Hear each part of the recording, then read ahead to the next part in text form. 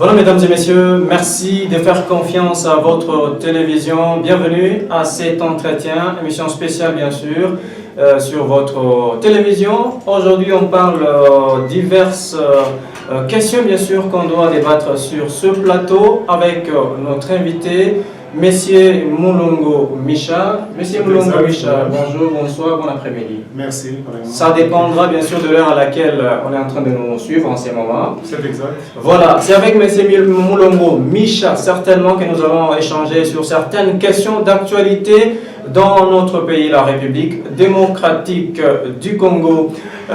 D'entrée de jeu, M. Moulongo, vous savez que le dialogue se tient à Kinshasa, la capitale de la RDC. C'est exact.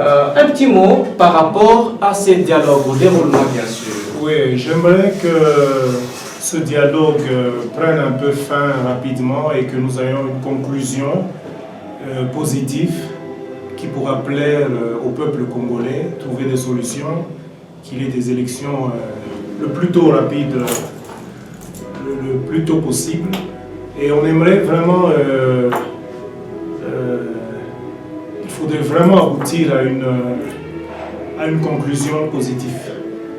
Donc une conclusion positive d'après vous, c'est-à-dire l'organisation des élections.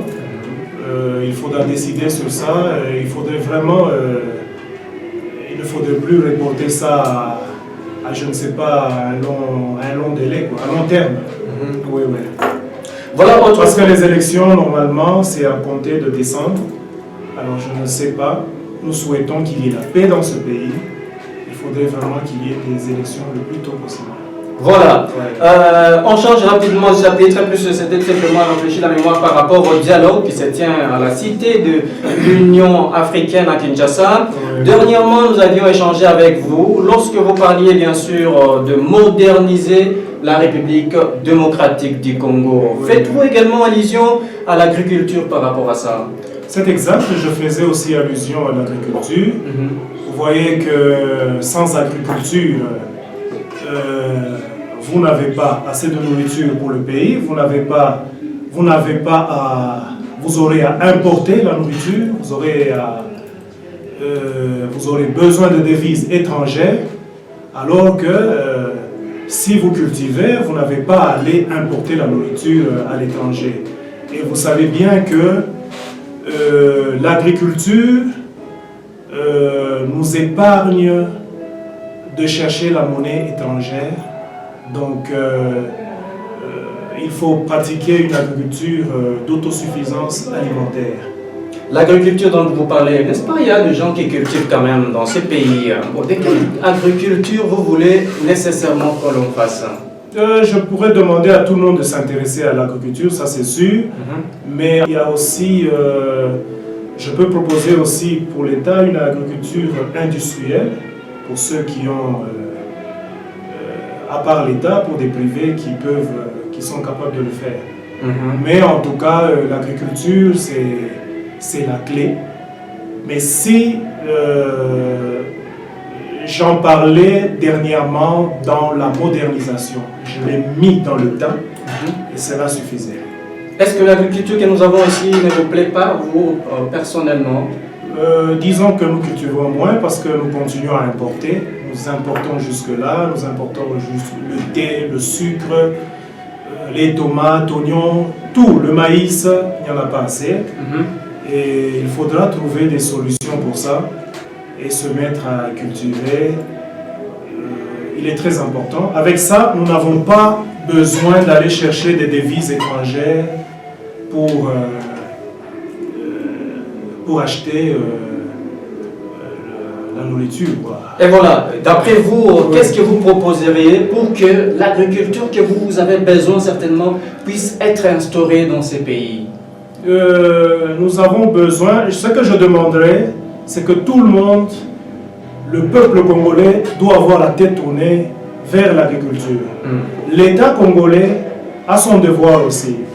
Il peut aussi avoir des grands champs où il peut cultiver tout ça, mais le peuple congolais doit être tourné lui-même vers l'agriculture. Chacun doit, ne fût-ce que dans sa maison ou tout ça, dans une petite parcelle, cultiver, avoir la culture de cultiver. Monsieur Moulongo, la fois dernière, vous étiez en train d'insister sur l'industrialisation. Quel a été le mobile de votre insistance? Oui, l'industrialisation, c'est le développement. Jetez un coup d'œil, les pays les plus riches au monde sont industrialisés. Je ne mets pas de côté l'agriculture. J'ai bien dit qu'il faut continuer à cultiver. Ça va de pair, l'agriculture, l'industrialisation. La différence, c'est avec l'agriculture, il y a moins d'emplois, ça c'est sûr. C'est-à-dire, si j'ai une ferme et tout ça, il y a moins d'emplois pour plusieurs espaces. Vous avez, vous avez un tracteur, lorsque vous avez un tracteur, eh ben, c'est le travail d'une personne sur environ même 100 hectares. Une seule personne peut travailler sur 100 hectares au bout de 2 semaines ou 10 jours, ça dépend. Moi, je connais des gens, je connais quelqu'un qui a travaillé comme ça. On en avait 2 seulement qui pouvaient travailler sur 100 hectares, 150, 100 hectares lui-même. Au bout de 2 semaines, il avait terminé le champ. Vraiment? Oui, alors que l'industrialisation, sur un espace d'1 hectare, vous pouvez avoir 30 personnes, 100 personnes. C'est ça le bon côté. Je ne dis pas qu'il ne faut pas cultiver. Non, non, l'agriculture, c'est de l'argent. Ça va nous pouvons s'autosuffire. Nous n'aurons plus besoin d'aller en Zambie ou n'importe où pour importer. Mais de l'autre côté, l'État doit faire un effort pour que ce pays soit industrialisé. On aura plus d'emplois et jetez un coup d'œil, vous verrez que les pays les plus industrialisés au monde sont les pays les plus riches. Ça crée l'emploi, en tout cas, un petit espace, plusieurs personnes qui travaillent. C'est vraiment mon souci qu'il y ait plus d'emplois. Quels sont les critères pour avoir une bonne industrialisation? Pour avoir une bonne industrialisation, il faut les outils, en fait. Exactement. On a besoin des outils. On a besoin des capitaux aussi, ça c'est sûr. Et vous savez, par exemple, dans ce pays,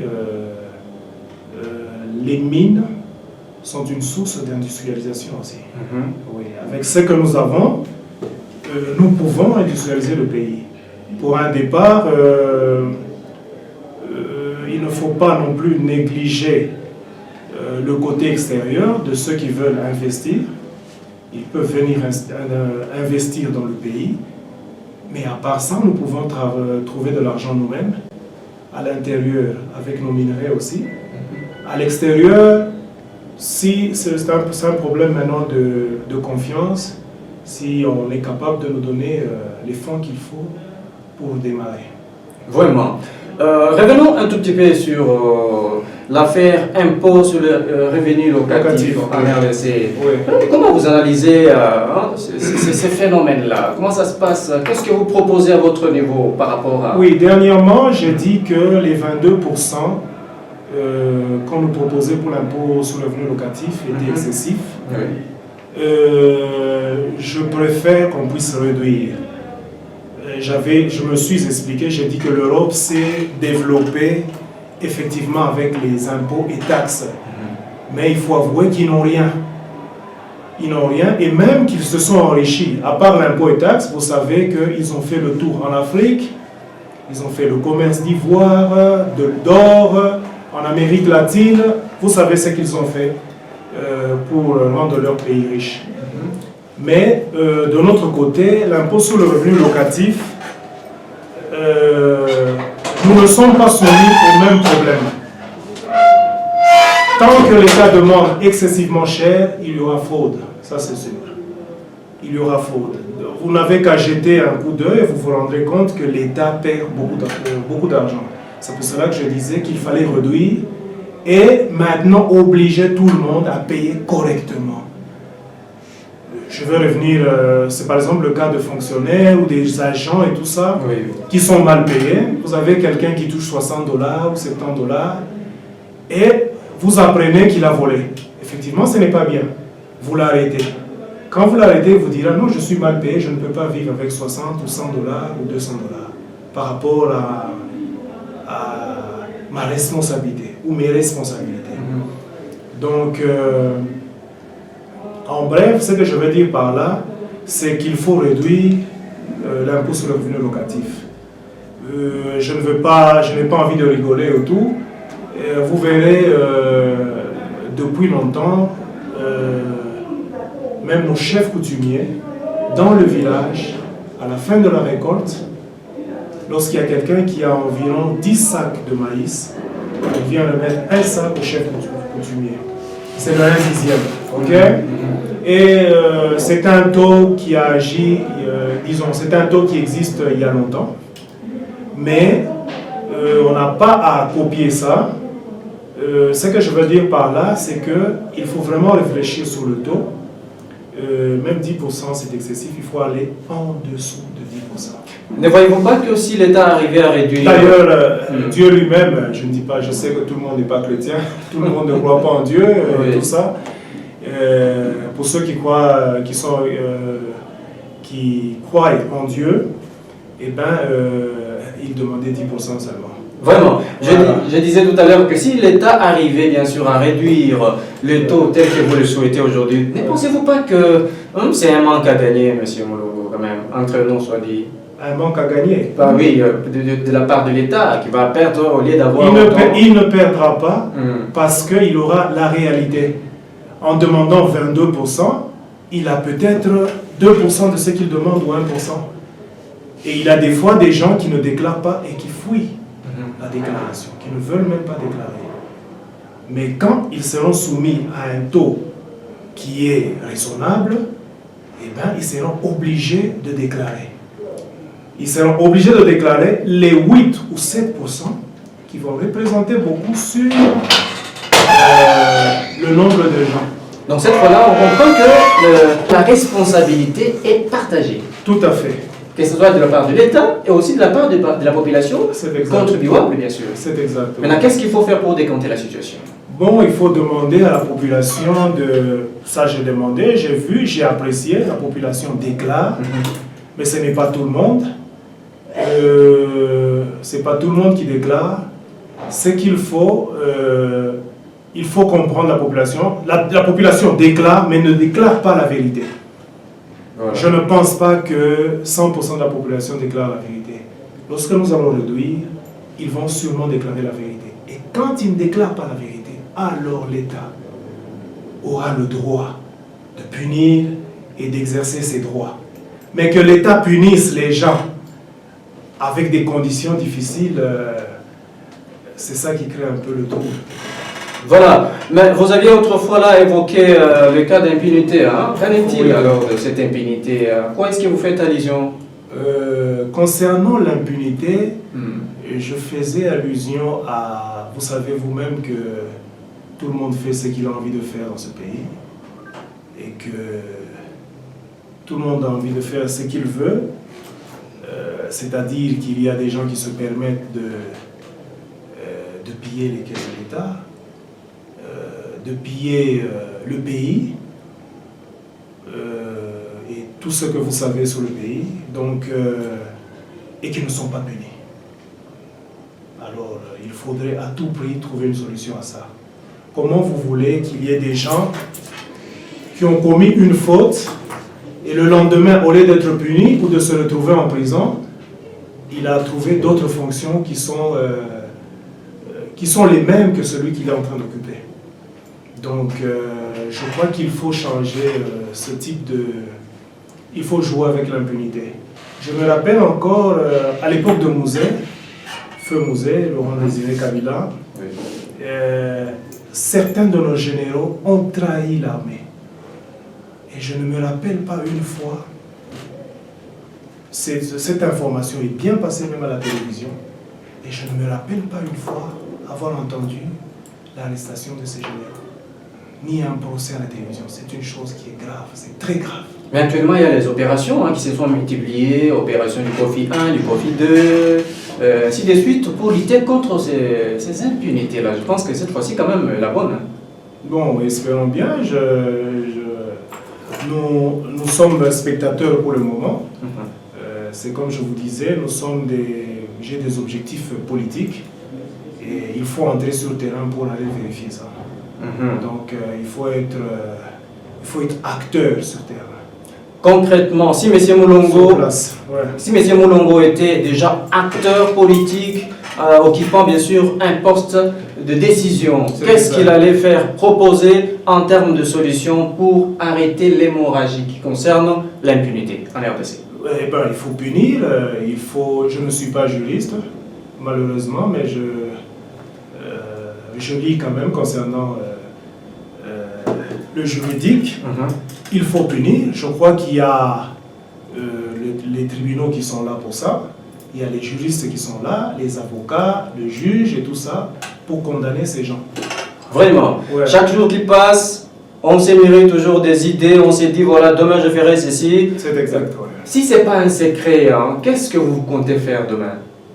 Ben, je suis vraiment très intéressé. Ou l'agriculture seulement, ou encore l'économie? Oui, non, vraiment, pour ce pays, il est très important de se lancer. De mon côté, j'aimerais vraiment aider cette population. Avec des cas comme l'impunité, comme je vous ai dit, eh ben moi je suis prêt à punir s'il faut sauver des millions de gens. Cette fois, c'est en politique, hein, ah oui, c'est sûr. Non, c'est-à-dire que, oui, c'est à tous les niveaux. Quand je parle d'impunité, eh ben, si l'État a des hectares de champs, comme proposé Musée vers Kanyama, voilà, et qu'il y a un gérant qui bouffe cet argent, eh ben, il doit être arrêté, il doit être puni, il doit rembourser. Il doit y avoir des dommages et intérêts. C'est un peu ça. Alors, l'impunité, c'est à tous les niveaux. La GECAMINE, les ministres, les gouverneurs. Donc, tous ces gens, dès qu'ils font ce qu'ils ne doivent pas faire, eh ben, ils seront punis. Il faut punir. C'est en corrigeant que quelqu'un change, que le pays va changer. Lorsque tout le monde apprend que, non, comme dans ta boîte ici, c'est un exemple, quelqu'un a volé l'argent, et puis le lendemain, il continue ses fonctions, et bien tout le monde va voler de l'argent. Et ceux qui doivent souffrir vont souffrir encore. Ouais. Monsieur Moulongo, sur la vie sociale, sur le plan social bien sûr, oui, qu'est-ce qui vous passe par la tête?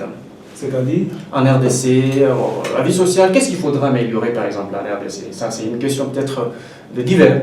Oui, non, ce pays est encore vierge, hein, il y a beaucoup à faire. Hein. C'est comme je vous disais, il faudrait d'abord, à part ça, rééduquer malheureusement nos frères. Ce n'est pas une insulte, il y a des gens qui ont vraiment besoin d'être rééduqués. Ouais. Aujourd'hui, voler, c'est devenu une culture normale, à tous les niveaux. Donc, on comprend bien pourquoi certaines personnes volent de l'argent, nous comprenons bien, mais c'est devenu vraiment, c'est anormal.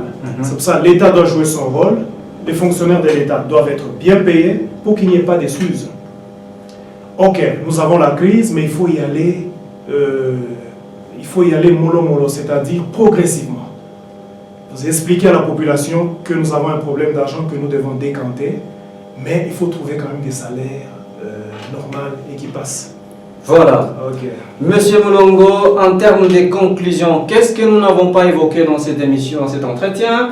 Qu'est-ce que vous aviez à ajouter, hormis bien sûr toutes les questions presque qui ont été posées? Oh là là, j'avais vraiment beaucoup à dire. Nous en parlerons prochainement. Tout ce que je dois retenir, que il faudrait vraiment et très rapidement toucher aux infrastructures en RDC. Rapidement, il faut vraiment faire une route, la N1, Lubumbashi-Matadi. Ça c'est des recommandations. Oui, ça c'est vraiment très important. Il faudrait faire cette route Lubumbashi-Matadi qui traverse plusieurs régions. Et quand vous voyez la RDC, malheureusement, nous n'avons pas la carte ici. Elle est presque carrée ou rectangle, s'il faut dire. Dès que vous enlevez la queue qui est vers Kasumbalesa, Lubumbashi, et la petite bouche qui est vers le Bas-Congo là-bas, elle est carrée. Donc, quand nous faisons une route qui passe par, avec les anciennes provinces, ok, Lubumbashi, c'est-à-dire Katanga, les deux Kasaï, Bandundu, et puis le Bas-Congo, et bien, en citant ça, je crois que j'ai cité même les autres provinces. Exactement. Ils sont déjà dedans. Nous n'aurons que l'Équateur, l'ancienne formule, hein. L'Équateur, la province orientale, et puis les 3 Kivu. Les 3 Kivu qui sont côté, disons, le Kivu, le Nord Kivu, Sud Kivu et le Maniema, okay? Qui sont collés au Kasaï, qui sont collés au Katanga et qui sont collés à la province orientale. Et bien, après, il faudra faire 2 lignes, de Bandaka par exemple, sous l'autoroute, de Kindu sous l'autoroute avec le Kasaï, Goma, le Nord Kivu et le Sud Kivu, et puis la province orientale elle-même avec Kisangani. Donc il y a un départ, on commence avec la N1 et puis on va relier le reste au-dessus, très rapidement. Si vous êtes responsable, est-ce que vous pouvez songer à ça? Oui, ce n'est pas une histoire que vous voulez rater seulement. Oui, non, c'est une de mes préoccupations. Je sais que rapidement, on n'a pas assez d'argent, mais on peut se faire de l'argent. Il faudrait vraiment, c'est la route, la N1 qu'il faut rapidement attaquer. Il y a des ponts, c'est vrai, qui sont coûteux et tout ça, mais il faut s'y mettre. Voilà, je ne pense pas que ça soit impossible de le faire. Il faut faire d'abord cette route et puis le reste va venir.